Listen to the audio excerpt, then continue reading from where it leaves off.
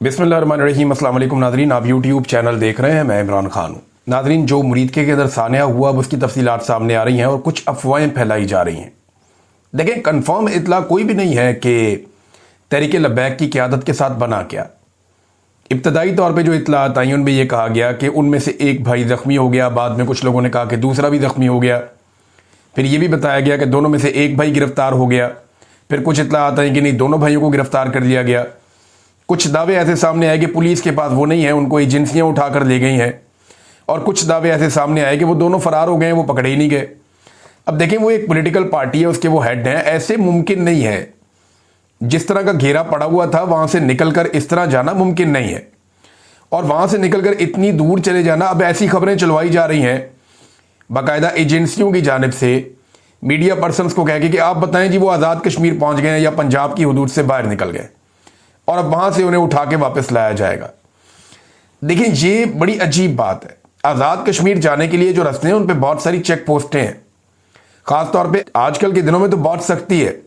How is it possible कि वो वहां पहुंच गए, और जिस तरह का घेरा पड़ा हुआ था वहां से कोई नहीं निकल पा रहा था, ये वहां से कैसे निकल गए? ये वो बड़े सवालात हैं जो अब तक कुल मिला के मुझे समझ आती है बात। मुझे ऐसा लगता है कि जब अंधाधुंध गोली चलाई गई, बख्तरबंद गाड़ियां आई, और जब चीज़ें एकदम कंट्रोल की गई, लोगों को गलियों में धकेल दिया गया, और जो मेन कंटेनर है उसको आग लगाई गई, उस वक्त कुछ लोग गिरफ्तार हुए। और जो एनी शाहिदीन है उनका कहना है कि 25 से 30 लोगों का एक गिरोह आया था, और उसके बाद हमें कुछ समझ नहीं आई। अब ये अगर गिरफ्तार करके उस वक्त गायब किए गए हैं तो फिर एजेंसियों की तहवील में होने चाहिए दोनों भाई। अब मेरे ख्याल में कि यह फैसला किया गया है कि उनकी कानूनी गिरफ्तारी डाली जाए। अब दुआ मेरी ये है कि सारे सलामत हों। अगर क़यादत में से कोई शख्स जो है वो जाँ बहक हो गया तो एक नया फड्डा पाकिस्तान में पड़ जाएगा। पाकिस्तान की एजेंसियां इससे कैसे जान छुड़वाएंगी, ये एक अजीबोगरीब सिचुएशन है। अगर आज किसी को मसलियतन कोई झूठ बोलना पड़ा या अपनी किसी बात से पीछे हटना पड़ा तो तारीख बड़ी जालिम चीज है। कल सारी दुनिया जान लेगी, सबको पता चल जाएगा कि हकीकतन हुआ क्या था। जैसा कि अब हकायक खुलना शुरू हो गए। समा टीवी, ये अलीम खान का टीवी चैनल है। अलीम खान वो शख्स है जो प्रॉपर्टी का धंधा करता है, और इसकी एक सोसाइटी बड़ी मशहूर हुई आज से कुछ अर्सा पहले। समा टीवी भी इसका है। ये पार्क व्यू सोसाइटी, जहां पे लोगों के प्लॉट और घर सारे डूब गए। तो अलीम खान ने अचानक से अपने चैनल पे पंजाब हुकूमत का ये जो ऑपरेशन था तहरीक लब्बैक के खिलाफ, इसके हवाले से बड़ी अजीबोगरीब रिपोर्टिंग करवा दी। यानी वो चीजें मंजरे आम पे ले आए जो बाकी चैनल या अखबारात नहीं कर पा रहे। बड़े बड़े चैनल, बड़े बड़े एंकर वो डर रहे हैं कि यार अगर सच बोल दिया तो मुसीबत बन जाएगी। जो हमारे अपने सोर्सेज के साथ हमारे लोगों की बात हुई वो मैं आपके सामने बाद में रखता हूं, लेकिन अलीम खान का टीवी ये रिपोर्ट कर रहा है, और उन्हें ईदी आपको पता है पाकिस्तान की सबसे बड़ी जख्मियों को और लाशों को उठाने वाली सर्विस है। उनका जो इंचार्ज है उससे बात की उनके जर्नलिस्ट ने अपने प्रोग्राम में, तो बताया जनाब गवाहियां आ गई वहां से कि 150 गोलियों से जख्मी अफराद को यहां से अस्पतालों में मुंतकिल किया गया, और सिर्फ कोई 150 बंदा मुंतकिल किया गया यहां पे DHQ अस्पताल मुरीदके में, और फिर वहां से वो बंदे भिजवाए जा रहे हैं लाहौर में अस्पताल में। तो एक तो बड़ी तादाद में जो जख्मी हैं जिन्हें गोलियां लगी हैं, ये टांग में, पेट पे, कमर में, रानों पे, बाजुओं में, ये वो लोग हैं, सीने में। इनमें बहुत सारों की हालत खराब भी है। कुछ जख्मी मामूली थे और कुछ बड़े सीरियस जख्मी थे। ये जो ईदी फाउंडेशन वाले हैं, जो ईदी एम्बुलेंस सर्विस वाले हैं, वो ये बता रहे थे, उनके जो इंचार्ज हैं। साथ उन्होंने ये भी बताया, अलीम खान के चैनल के ऊपर अब ये चीजें चल रही हैं, ये मैं नहीं कह रहा, हमारे पास जो सोर्सेज हैं वो मैं बाद में बताता हूं, लेकिन वहां पे भी सैकड़ों लोगों को गोलियां लगने से जख्मी होने की कंफर्मेशन आई। फिर यह बताया गया कि बहुत सारी लाशें थी, और इतनी लाशें थी कि पुलिस अपने साथ लेकर गई। यानी ईदी को अपनी एम्बुलेंस के अंदर लाशें उठाने की इजाजत नहीं दी गई, बल्कि तमाम लाशें जो है वो पुलिस, जिसको कहा गया था कि आपने चाहे वो को क्लियर करना है, वो अपने साथ उठाकर लेकर गई है। अब देखिए, तहरीक इंसाफ तो अपने लापता अफराद या लाशों के हवाले से कुछ नहीं कर सकी ना 26 नवंबर को, क्योंकि तहरीक इंसाफ जिस जगह गई थी डी चौक में, उसको क्लियर करना, काबू करना, लाइटें बंद करना, वहां पे बहुत बड़ा ऑपरेशन किया गया था, बड़ा खौफनाक। और तहरीक इंसाफ की क़यादत ने भी कुछ नहीं किया बाद में। लेकिन जहां पे ये एरिया बहुत बड़ा है, यहां आबादी बहुत ज्यादा है, रकबा भी ज्यादा है, ऐनी शाहिदीन भी बहुत ज्यादा हैं, तो यहां पे और लोग यहां रहने वाले भी हैं बहुत सारे, तो यहां चीजें छुपाना इतना आसान नहीं होगा। इसकी तहकीकात जरूर करवानी चाहिए ताकि पता चले, और जिन लोगों के घर वाले अभी तक वापस नहीं आए और पुलिस के पास भी नहीं है, उन्हें फौरी तौर पे बताना चाहिए और एक लिस्ट जारी करनी चाहिए कि ये वो तमाम लोग हैं जिनके बारे में अभी तक कोई इंफॉर्मेशन नहीं मिल रही। अलीम खान का चैनल ये क्यों कर रहा है, ये बात मुझे समझ नहीं आई। हालांकि वो मौजूदा सिस्टम और एस्टेब्लिशमेंट के साथ बड़े अच्छे ताल्लुकात हैं। मुझे लगता है कि शायद फिर कोई एनओसी फंस गया है, जिसकी वजह से अलीम खान उस्मान बुज़दार के भी बहुत खिलाफ था। उस्मान बुज़दार के तो मैं भी खिलाफ था, मुझे लगता था कि पंजाब उससे बेहतर वज़ीर आला डिजर्व करता है। लेकिन अलीम खान तो एक स्पेसिफिक रीजन था ना कि या तो मुझे वज़ीर आला बनाओ या मुझे एनओसी तो दो, कम से कम अरबों का फायदा तो वो एनओसी या तो कोई फंसा हुआ है या कोई इंक्वायरी चल रही है। ये आने वाले दिनों में पता चल जाएगा। और अभी क्योंकि मैंने ये बात कर दी है तो बहुत सारे लोग एक्टिव हो जाएंगे और आने वाले दिनों में ये इंफॉर्मेशन मेरे तक पहुंच जाएगी कि अलीम खान साहब किस चक्कर में उनका चैनल जो है वो चीजें बता रहा है या कर रहा है जो बाकी लोग जुर्रत नहीं कर रहे। अब मैं आपको जरा कुछ फैक्ट्स बताता हूं, ये आपके सामने मैं रखने लगा हूं। मेरा अपना एक बंदा, हमारा अपना सोर्स है, उसने पुलिस का जो सोर्स है उससे बात की है और कुछ 3 लोग इसके अंदर जो है उनसे डिफरेंट लोगों से बात की गई है। अब नाम हम नहीं बता सकते, लेकिन जो चीजें हैं वो मैं आपके सामने रखता हूं मुबैना तौर पे। ये क्योंकि डायरेक्टली मेरी बात नहीं हुई, मेरा एक सोर्स है, उसने क्लेम किया कि उसने 3 पुलिस वालों से बात की और उसने वो इंफॉर्मेशन मेरे तक पहुंचाई है। इसके ऊपर इंक्वायरी होनी चाहिए, मैं फिर कहूंगा बाकायदा जुडिशियल इंक्वायरी होनी चाहिए। लेकिन उसका कहना है कि धड़ाधड़ लोग उठाए जा रहे हैं इस वक्त पंजाब में। रिश्वत की एक मंडी लग चुकी है, बिल्कुल जैसे 9 मई के बाद हुआ था। वो ये बताता है कि ऑपरेशन में शरीक और उस इलाके के करीब तैनात पुलिस के 3 एहलकारों से उन्होंने पूछा कि कितने लोग मारे गए, तो तीनों एहलकारों ने जो तादाद बताई है वो कम से कम 60 बताई है। यानी 3 एहलकारों से जो बात हुई उनमें जो कम से कम तादाद है वो 60 बताई है, और ज्यादा से ज्यादा वो कहते हैं 100 से ज्यादा लोग हो सकते हैं जिनकी लाशें वहां देखी गई। अब ये पुलिस वाले सोर्सेज हैं, ये क्लेम मेरे सामने आया। इंक्वायरी होनी चाहिए, जुडिशियल इंक्वायरी होनी चाहिए कि क्या वाकई इतने लोग मारे गए हैं। सवाल है ना, मैं तो वहां नहीं था, ना किसी जर्नलिस्ट को वहां पे छोड़ा उन्होंने कि रिपोर्टिंग कर ले, बल्कि सारे इलाके बंद करके अंदर वो जलियांवाला बाग बना के उन्होंने ऑपरेशन कर दिया। अब रिपोर्ट कर रहे हैं कि 3 लोग मारे गए हैं। वहां हमने तो 3 से बहुत ज्यादा लोगों की लाशें तो हमने खुद देखी हैं, जिनकी तस्वीरें और वीडियोज हैं। लोग अपने मोबाइल फोन बंद करके भाग गए सारे तरीके लब्बैक वाले, उन्हें अपनी अपनी मुसीबत पड़ी हुई है कि ये तो पूरी रियासत पागल हो गई है। तो पुलिस वाले जो हैं वो अपना नाम ना बताने की शर्त के ऊपर ये बात करते हैं कि कम से कम 60 लाशें तो उन्होंने देखी हैं, ये उनका क्लेम है। और ज्यादा में वो कहते हैं जी ये 100 से ज्यादा हो सकती हैं। 7 आरपीओ ने इस ऑपरेशन में हिस्सा लिया, 2 आईजीज, मुतअद्दिद डीपीओज, सीसीडी की जिम्मेदारी लगी कि लाशें और जख्मियों को उठाया जाएगा, जाए वकुआ को क्लियर किया जाएगा। दर्जनों लोगों की हलाकत गलियों और प्लाटों और ग्राउंडों में खून बह जाने के बायस हुई है, क्योंकि गोलियां लगने के बाद लोग जान बचाने के लिए मुलेका गलियों और मोहल्लों की तरफ भागे थे। उनको उठाकर ले जाया गया था। तिब्बी इमदाद का कोई बंदोबस्त नहीं था और तिब्बी इमदाद इनको ना दी गई। पुलिस और रेंजर्स खून के निशान फॉलो करके जख्मियों और लाशों तक पहुंचती रही है। 13 अक्टूबर को ऑपरेशन होने वाला पूरा दिन और अगली रात, सारी रात 13 और 14 की जो दरमियानी रात है, और 14 अक्टूबर का पूरा दिन रेंजर्स और पुलिस पूरे इलाके में सर्च ऑपरेशन और क्लियरेंस ऑपरेशन करती रही है। इलाके में शदीद खौफ व हरास, और जिसको वो मशकूक समझते थे उसको उठा लेते थे। ये वहां हो रहा। अब पुलिस ने दोबारा दिहाड़ियां शुरू कर दी हैं, जैसे 9 मई के बाद की थी। बंदा उठाया जी फिक्स कर देंगे 9 मई में, तो इतना पैसा दे दो। बंदे बेचारे पैसे देते थे।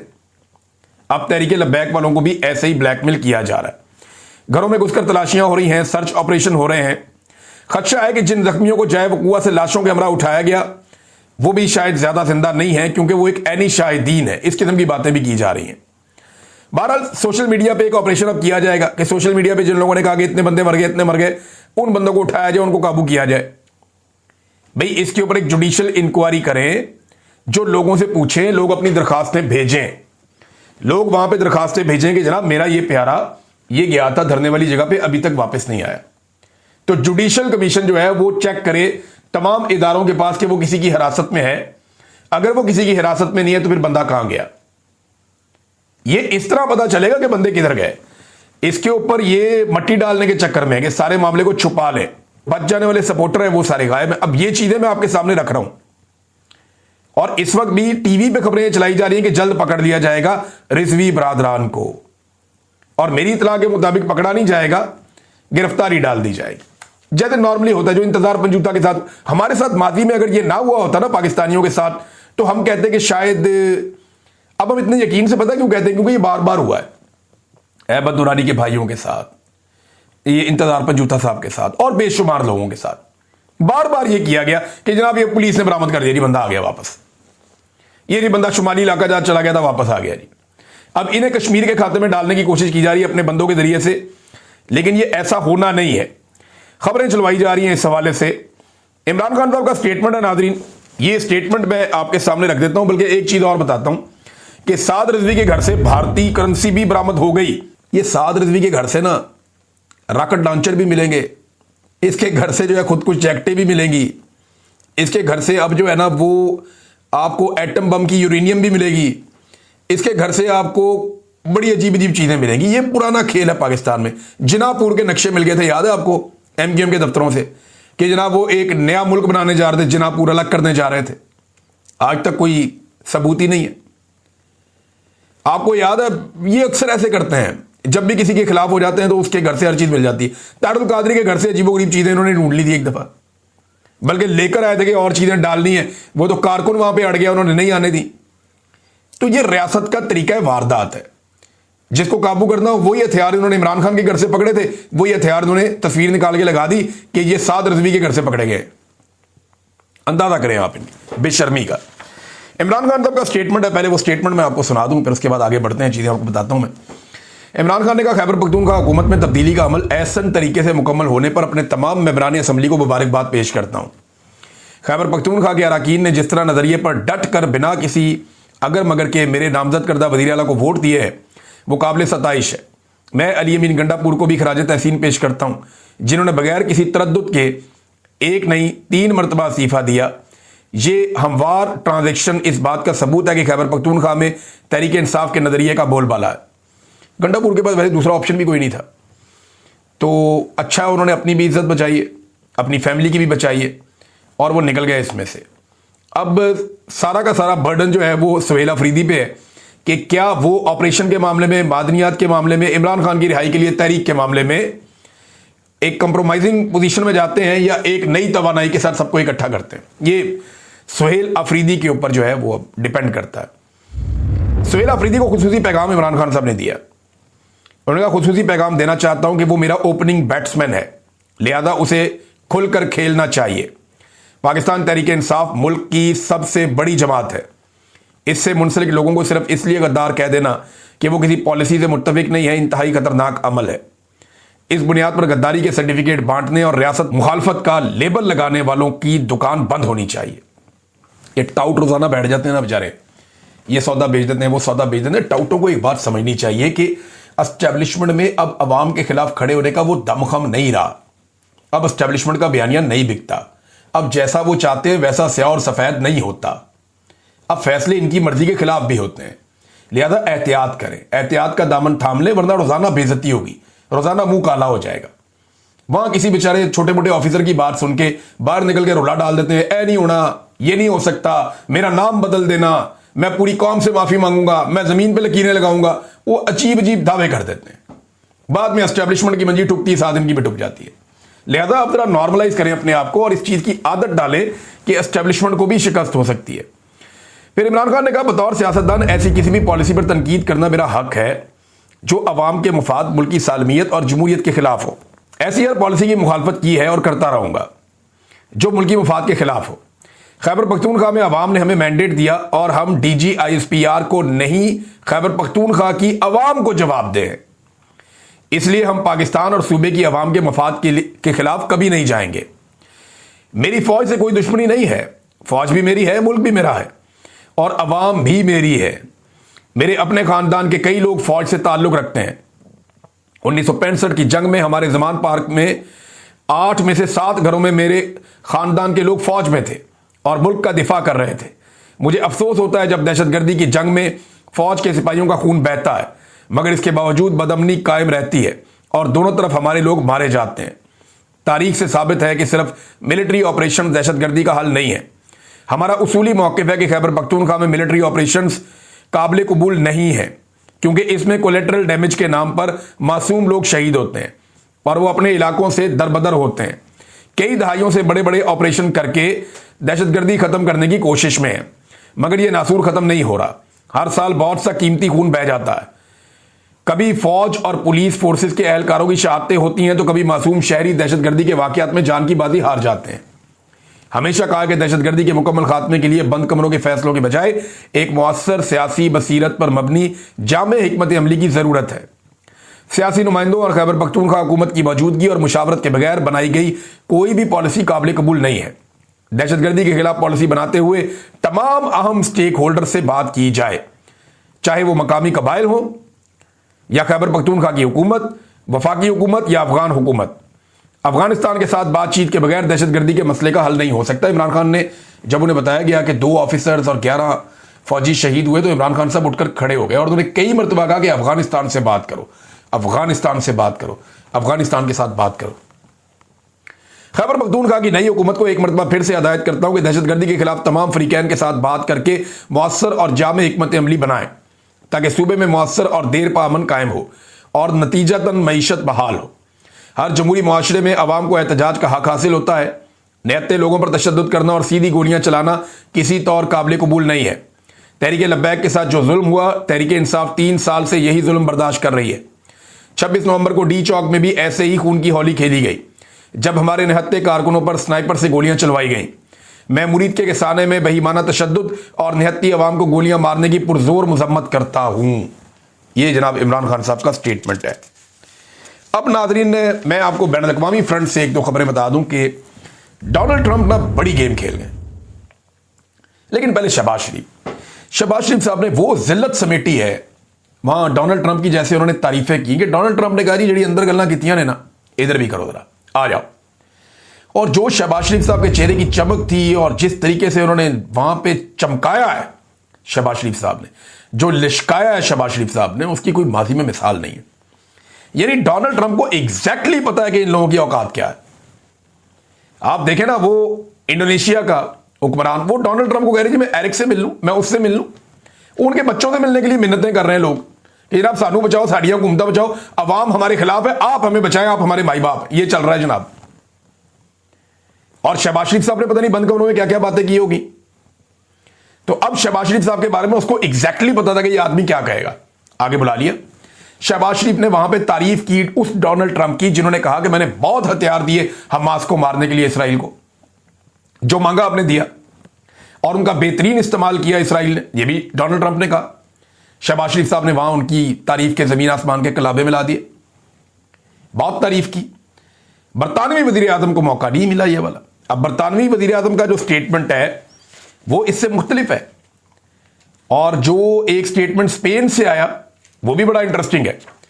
स्पेन का जो प्राइम मिनिस्टर है वो ये कहता है कि ये जो डील हुई है अमन के लिए, इसका मतलब ये नहीं है कि इसराइल को छुट्टी मिल गई है, या जो उन्होंने कत्लो गारत की है उसके ऊपर उनको इम्यूनिटी मिल गई है, या उसकी माफी हो गई है। ये गजा का जो जेनोसाइड किया गया है या कत्लेआम किया गया है, नस्लकुशी की गई है, इसका जवाब तो देना पड़ेगा। ये स्पेन कह रहा है और पाबंदियां बरकरार रखने की बात कर रहा है। एक गैर मुस्लिम मुल्क का हुक्मरान ये कह रहा है। बरतानिया क्या कह रहा है? वो कह रहा है जनाब इसराइल को यहां पैसा देना चाहिए गजा की तामीर नौ के लिए, उसने तबाही फेरी है। आपका वजीर आजम नहीं बोलता, ना जुल्म के खिलाफ बोला, ना मजलूम के हक में बोला। बोला क्या? सिर्फ एक ताकतवर और बड़े आदमी की वहां तारीफ करके आया। आज पाकिस्तान कहां खड़ा है? आज कहां खड़ा है पाकिस्तान? हम सब जानते हैं। और डोनाल्ड ट्रंप बड़ी गेम कर गए। यानी यरगमाली और लाशें वापस लेने का बहुत दबाव था नेतन्याहू पे, तो वो तो वापस हो रही हैं। अब मुकम्मल ट्रांजैक्शन होने वाली है। मुसलमान ममालिक का जो खतरा है उसको भी कम करना था, तो ये अमन मुआहदा भी करवा दिया। लेकिन गजा में फलस्तीनियों को ये आराम से रहने देंगे, ऐसी कोई गारंटी नहीं है, क्योंकि इस्राएली फाइनेंस मिनिस्टर ने कहा है कि गजा में सिक्योरिटी की गारंटी की एक ही सूरत है, और ये हम जरूर करेंगे कि वहां पे यहूदियों की आबादकारी की जाए। अब फलस्तीनियों के इलाके में वहां पे भी यहूदियों की आबादकारी की जाएगी। एक नया मसला पैदा हो जाएगा, लेकिन कंट्रोल सारा का सारा जाएगा इसराइल के पास, ये हमें नजर आ रहा है। और हमास को फिर से डोनाल्ड ट्रंप ने भी वादे धमकी लगा दी है कि अगर हमास गैर मुसल्लह नहीं होती तो पुरतशद्दुद रास्ता अपनाएंगे, मैं कोई खेल नहीं खेल रहा। डोनाल्ड ट्रंप ने यह बात पहले से कह दी है। तो एक बात तो आप सारे लोग समझ लें कि जो दिखाई देता है वो होता नहीं है। और आपके वजीर आजम ने पाकिस्तानी मौक़िफ़ जो कई दहाइयों से है उसको पसे पुश्त डाल के एक नया मौक़िफ़ अपनाया है, जो वो मौक़िफ़ नहीं है जो कायदे आज़म मोहम्मद अली जिन्ना का था। आज एक डिफरेंट मौक़िफ़ है, एक डिफरेंट पॉलिसी है। पाकिस्तान ने प्रो अमेरिका और प्रो इजराइल पॉलिसी जो है उसको अडॉप्ट किया है। इसराइल के खिलाफ हर किस्म की पॉलिसी तर्क कर दी है, उनके ऊपर तनकीद बंद कर दी है और उनसे जवाब लेना बंद कर दिया है। जबकि डोनाल्ड ट्रंप को खुश करने के लिए उन्होंने वो तमाम चीजें की जो डोनाल्ड ट्रंप ने उनसे